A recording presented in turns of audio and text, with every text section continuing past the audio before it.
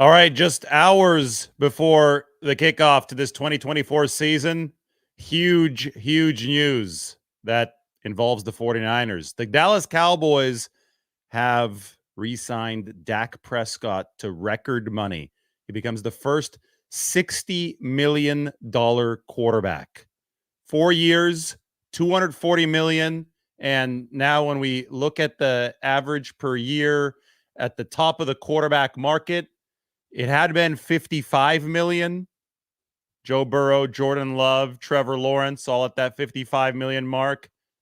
Now it's at $60 million. So this paves the way for Brock Purdy, who's next. We'd been talking about Brock Purdy and Dak Prescott being the next eligible quarterbacks. Obviously, Prescott eligible before Purdy. Purdy won't be eligible until the playoffs, the end of the regular season. The 49ers can actually negotiate this prior to the Super Bowl if they so choose to. And Brock Purdy has to choose to do that as well. It takes two to tango.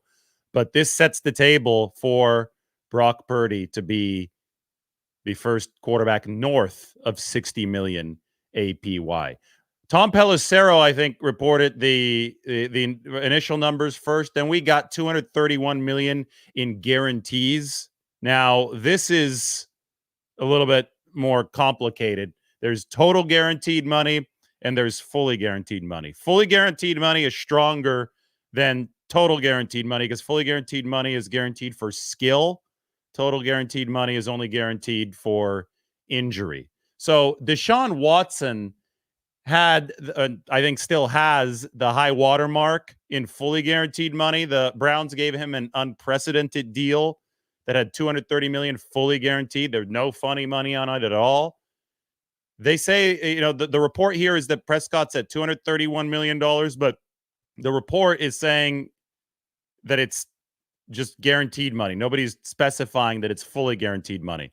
When agents first release numbers, they'd rather just keep the guarantees general. They just want to say guarantees, so it seems higher. If it was fully guaranteed money for Dak Prescott, I think almost certainly we'd hear that it was fully guaranteed money. It'd be described as such right now. So Prescott now has the most total guarantees in NFL history.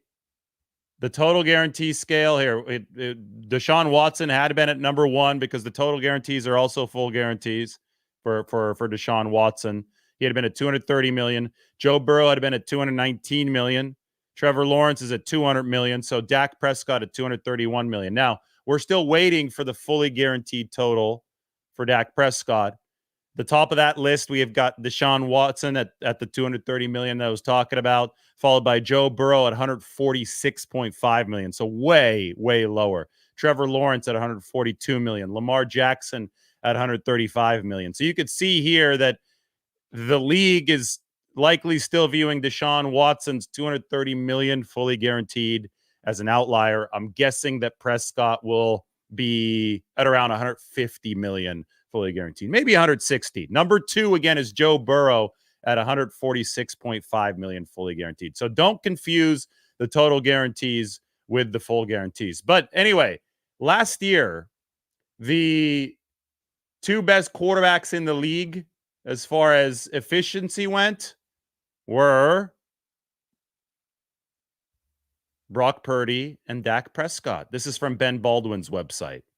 So this is why I say that the path is clear for 60 million plus for Brock Purdy. If he puts up another good season for the 49ers, especially if he puts up another great season for the 49ers, then the way that the quarterback market works is that each subsequent contract leapfrogs the previous number one.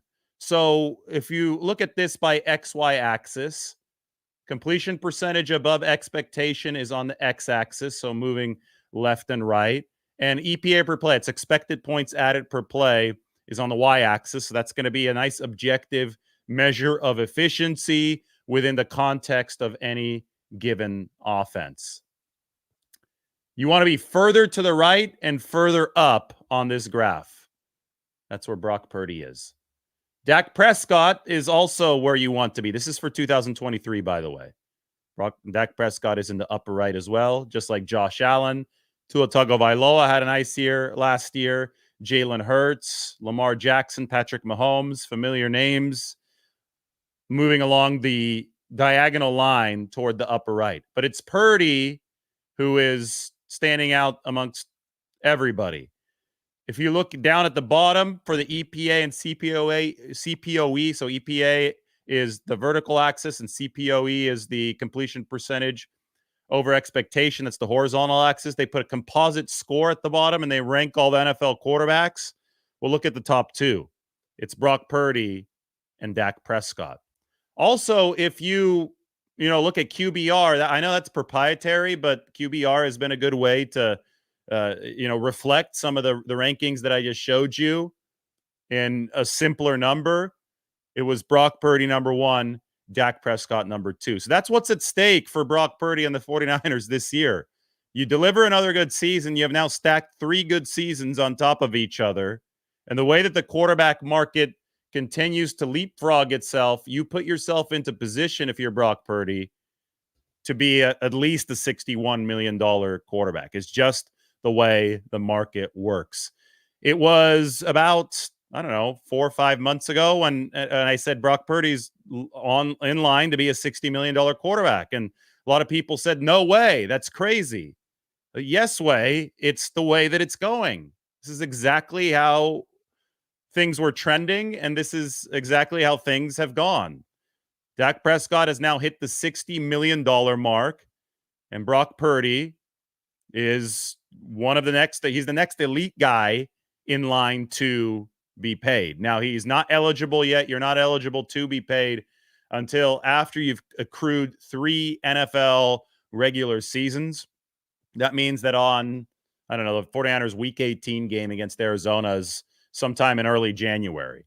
So after that is done, Brock Purdy will be eligible for a new contract. And the timing here is going to be super, super interesting because Brock Purdy is going to have ultimate leverage if he delivers another good year. It's just the nature of the game. The quarterback position is so important to any team that, a holdout from that position threatens to derail, and I think would derail an entire season. You saw what happened when Brock Purdy hurt his elbow against the Philadelphia Eagles. It was over very quickly for the 49ers in the NFC Championship game. So leverage is defined by the willingness and ability to walk away and the impact that walking away would have from a negotiation. So Trent Williams had more leverage than Brandon Ayuk just because he's Trent Williams and he's playing at that left tackle position.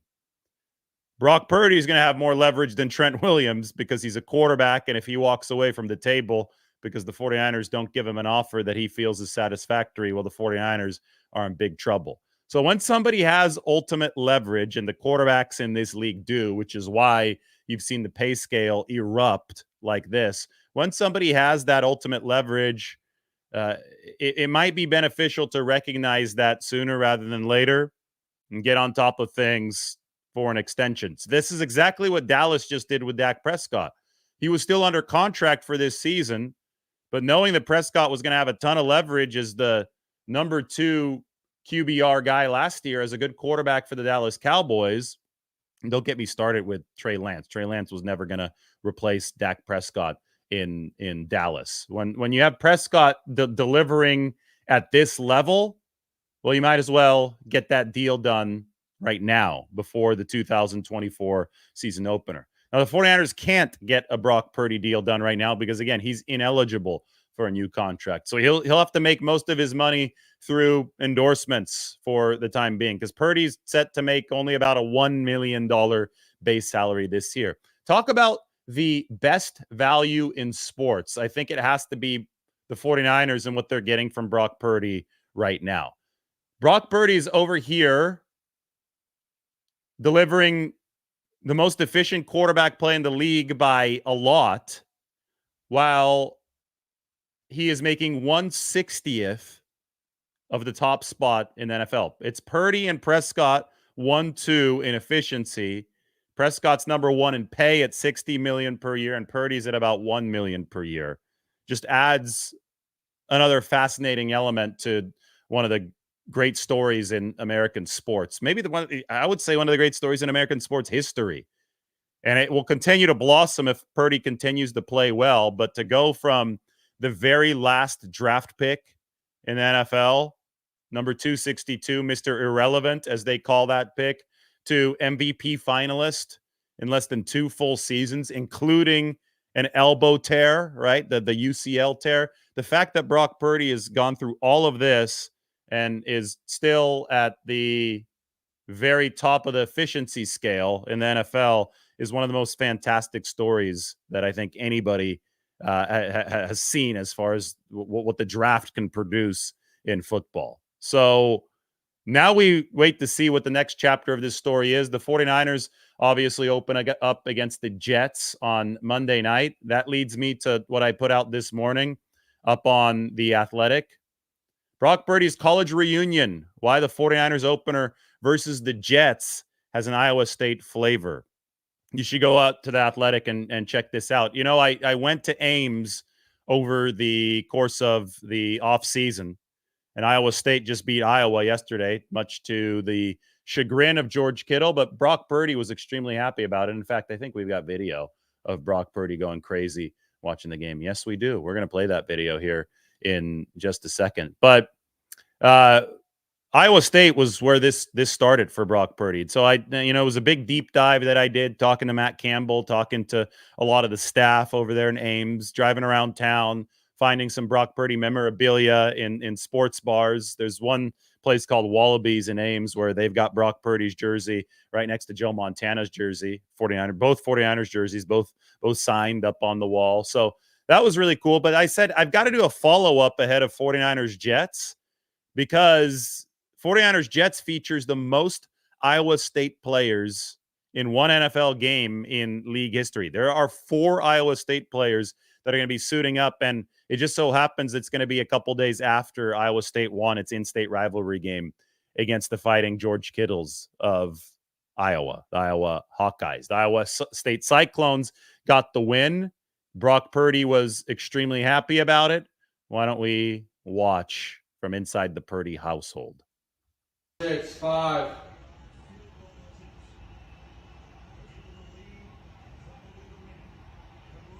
Yes, come on! Let's go! Yes! Yes! Let's go! Now, that is not Brock Purdy celebrating the Dak Prescott contract, although the Dak Prescott contract is good news for Brock Purdy as it clears the way for him to make over $60 million this year. Anyway, this game against the Jets for the 49ers has Brock Purdy, Iowa State alumnus, Breece Hall, who was like Brock Purdy's Christian McCaffrey in college, really good, versatile running back. He plays for the Jets now. Alan Lazard, who actually did not overlap with Purdy or Hall at Iowa State. He finished up there in 2017, and Purdy enrolled as a freshman in 2018. And Alan Lazard is a receiver for the Jets. He's one of Aaron Rodgers' favorite targets. And then there is Will McDonald IV, defensive end, first-round pick in the draft last year. So he's in his second season, looking for some more playing time with the Jets this year. Will McDonald was a freshman when Brock Purdy was a freshman at Iowa State. And as you'll read here in the article, he was a terror at practices at Iowa State. They'd yank him off the field sometimes on these 2-minute drills because they needed to execute stuff during practice. And he was disrupting practice way too much as this excellent edge rusher for Iowa State. So he's going to be on the field. And if Hassan Reddick isn't, as we don't expect him to be for the Jets with the holdout that's going on, Will McDonald may indeed have a larger role after he had 3 sacks last season. So Iowa State now has 12 players in the NFL. That's the most on active rosters that they've ever had at one time. And they have 4 in this game. They've never had 4 in this game. So you could be sure it's going to be a festive atmosphere in Ames because they're coming off the win over Iowa that Brock Purdy was celebrating in that video. That was, a 54-yard field goal at the end. That was a hell of a finish, by the way. And now they get to watch the New York Cyclones. They're calling, Brock told me at his locker the other day that they're calling the Jets the New York Cyclones because they had 3 of those guys on the team. Well, now it's going to be the Iowa State Bowl with Brock Purdy on one side and those 3 Iowa State players on the other. So check that out. It's going to be a fun atmosphere. There's a cool video. I was able to post it on Twitter from inside the Iowa State facility. Here it is. Pop this one open for you guys.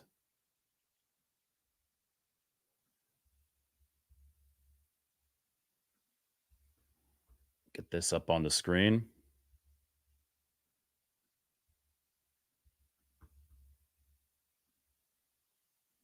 So I'm going to rewind this so you could see it from the start. This is on the wall, and I'll pause it for a second. There's Purdy. There's Lazard. Brees Hall's at the very bottom right. And there's Will McDonald at the top. So they have their NFL players up on the wall at the facility. And then you have all these nameplates now that I think the active guys, I believe, are not. Well, I'm not sure who's highlighted in gold and who's not, because Lazard and Hall are obviously active guys. But you can see Lazard, Hall, Will McDonald is up on that wall as well at the Iowa State facility. The NFL Cyclones. So you're going to get a look at a lot of the NFL Cyclones at one time on Monday night. There you go. Have it up on, I guess they call it X now, not Twitter. Anyway, Dak Prescott has signed for $60 million APY. If you want some perspective on that number here as you're waking up on Sunday, getting ready for the first football Sunday of the regular season, that is clear of Joe Burrow, Jordan Love, Trevor Lawrence, Tua Tagovailoa. The path is now clear for $60 million plus for Brock Purdy. Why is that? Well, because Purdy's a top performer at that quarterback position. You want to be in the upper right here. He's number 1 in QBR. Prescott was number 2.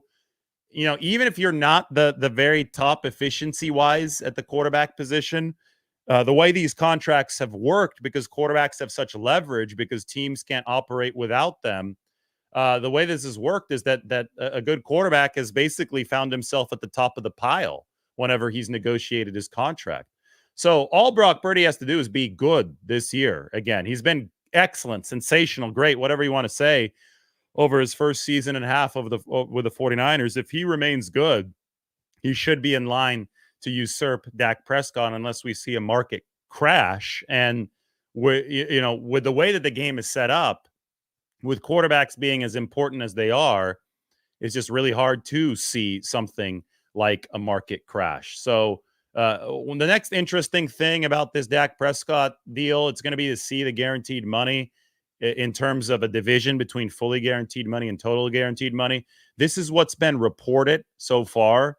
But to me, it's almost obvious that those are total guarantees, because it would have been specified as full guarantees by the agents who are leaking this information had it been fully guaranteed money, which is stronger than total guaranteed money. So Deshaun Watson's almost certainly still at the top of the pile when it comes to fully guaranteed money, but Dak Prescott now has the most total guarantees, along with the highest average per year, $60 million. It's 4 years, $240 million with the Cowboys. They get it done a year early with Prescott still had been under contract for this 2024 season. But that makes total sense because he's going to have a lot of leverage over the Cowboys, or he was going to have a lot of leverage over the Cowboys after this 2024 season. 49ers can't get Purdy done yet, though, because he's only been in the league for 2 years. Crazy, right? 2022, 2023, 2 years in the league, this kind of efficiency.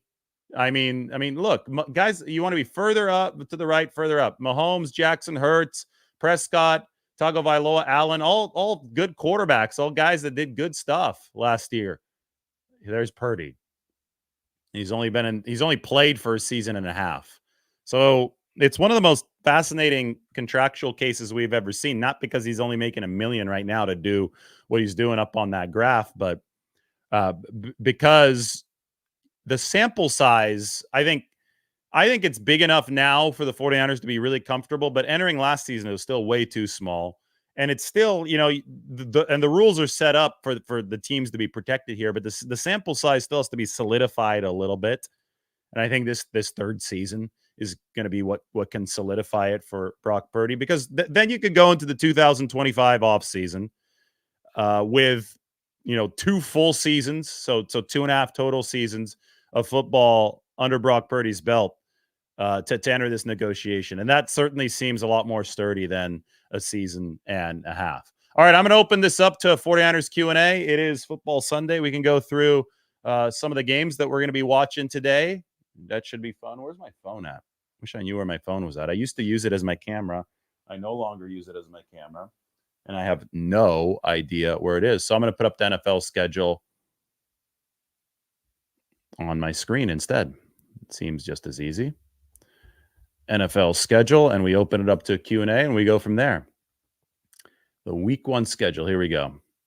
Sunday, it is September 8th. We're a day away from 49ers kickoff against the Jets on Monday Night Football. So we've already seen the Chiefs beat the Ravens, and the Eagles beat the Packers. Both games came down to the very end. I'm glad that we didn't go overboard with our Jordan Love video yesterday. A lot of people, oh, it's an ACL. His knee popped. It's like, calm down. Wait for the medical professionals to do their job. Don't try to base stuff off of, broadcast footage.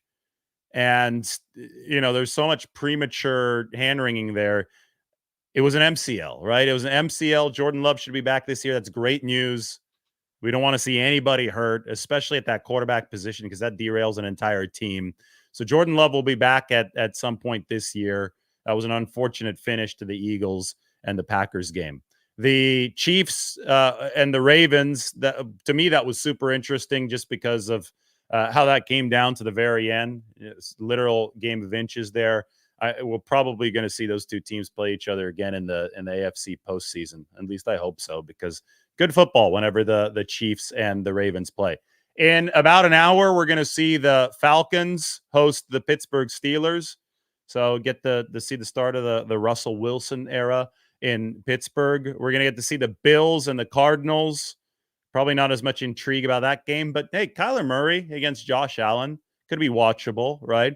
We're going to see the Tennessee Titans and the Chicago Bears. So Caleb Williams is going to make his NFL debut. I find that very compelling.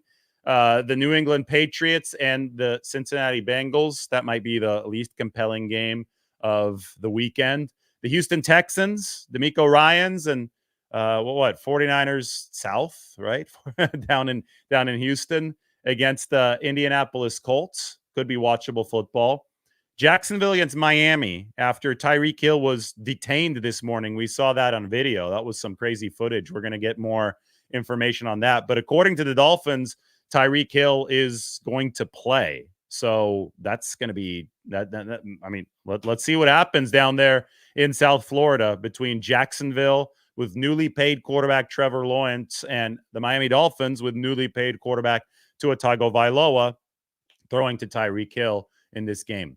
Carolina and New Orleans, I couldn't care less about that game. That's also at 10 o'clock.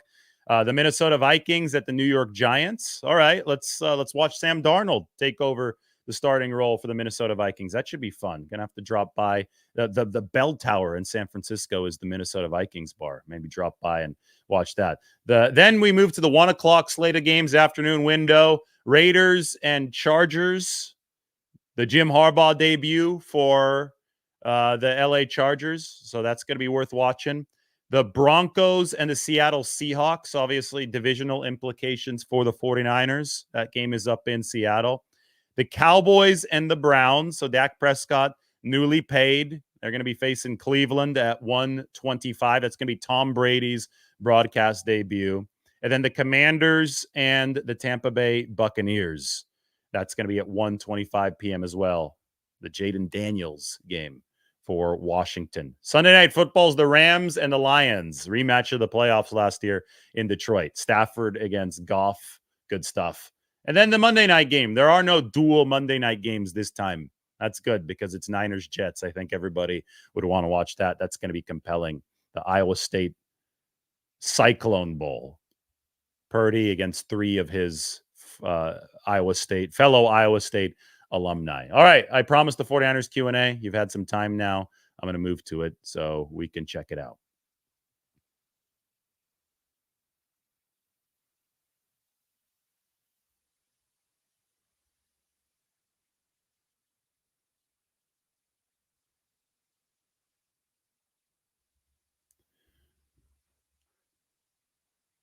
Looking through some of your questions. There's a lot of them. We've got 3,000 people watching this morning. By the way, we're on Twitter right now. We're on YouTube.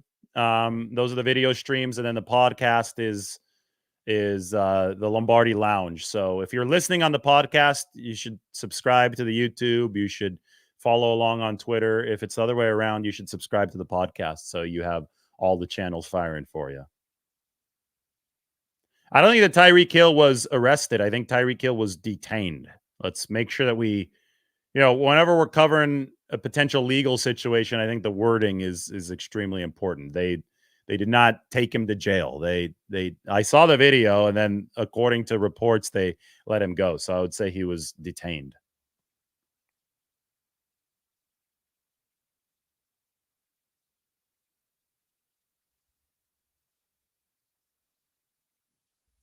I don't see many questions here, guys, to be honest. It's just people arguing in the comments section.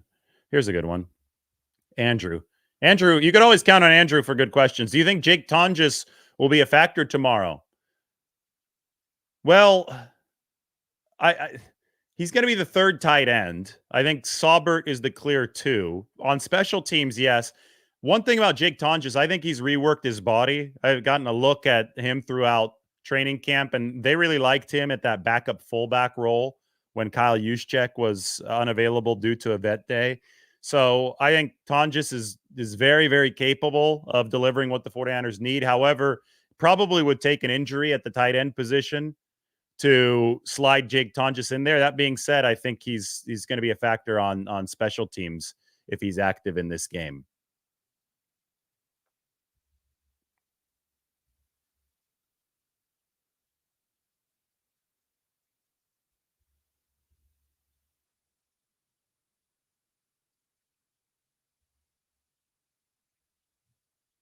Let's get some more good questions up there. I'm only going to do this for a few more minutes because I got some football to watch in about 45.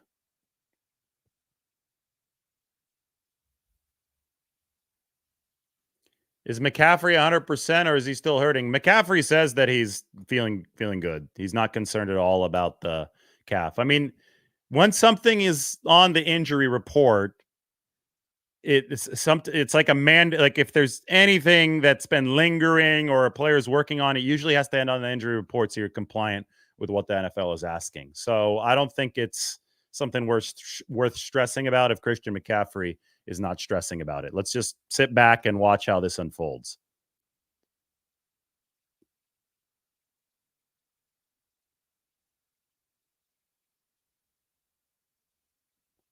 No, I do not think that you trade Dobbs to Green Bay. You don't give up your quarterback insurance policy if you're the 49ers in a Super Bowl or bust season just to help out one of your primary in-conference rivals for what, a bag of chips? I don't think that Green Bay would be willing to pay the farm for Josh Dobbs, considering the fact that Jordan Love looks like he's going to be back this season.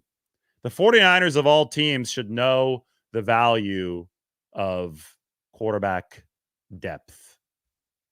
2022, they had to get down to their number 3 quarterback in Brock Purdy. So if you're San Francisco, I think you hold on to your assets at that position unless somebody offers the farm. And the Green Bay Packers are not going to offer the farm if Jordan Love is going to be back this year. All right, 29 minutes. I think we'll go 30. I'll answer a couple more questions. I think 30 minutes is good. Then I have to go watch some football.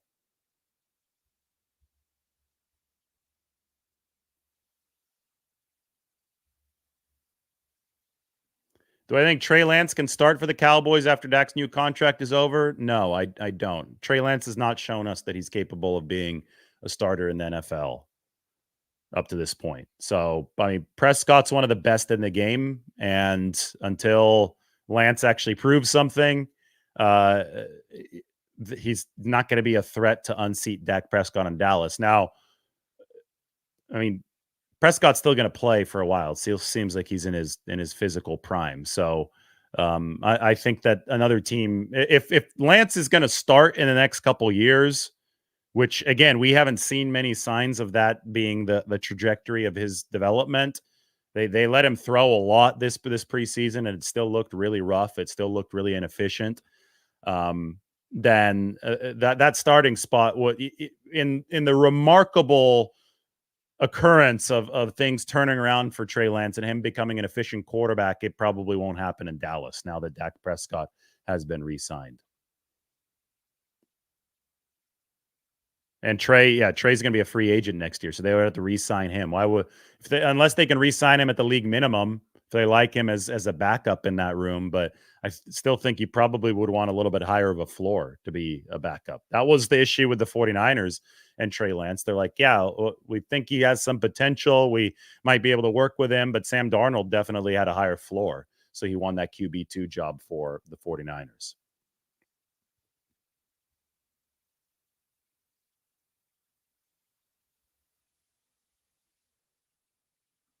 Mike thinks that Trey Lance needs to go to the CFL or the UFL. To be honest, I mean, he came out of North Dakota State, and what he needed, were a lot of reps, because he didn't have a lot of those in college. Raw prospect. The problem is he's stuck in between a rock and a hard place now because he's an NFL veteran now, and but he still doesn't have a lot of reps under his belt. The only time he can get them is the preseason. So the Cowboys gave him a lot in the preseason, but then they have a much better quarterback in Dak Prescott, polished guy that's ready to go for the regular season. So he can't get them in the regular season. So where do you get the reps? Maybe it is in Canada. Maybe it is in one of these secondary leagues. It's a very unique situation because Lance was drafted so high with so little experience, and at some point you have to fill the gap and get that experience, and obviously he just doesn't have it yet. All right, Dak Prescott, $240 million over 4 years, $60 million per year, opens the door for Brock Purdy to make over $60 million per season. Everybody enjoy Football Sunday. We'll talk to you soon.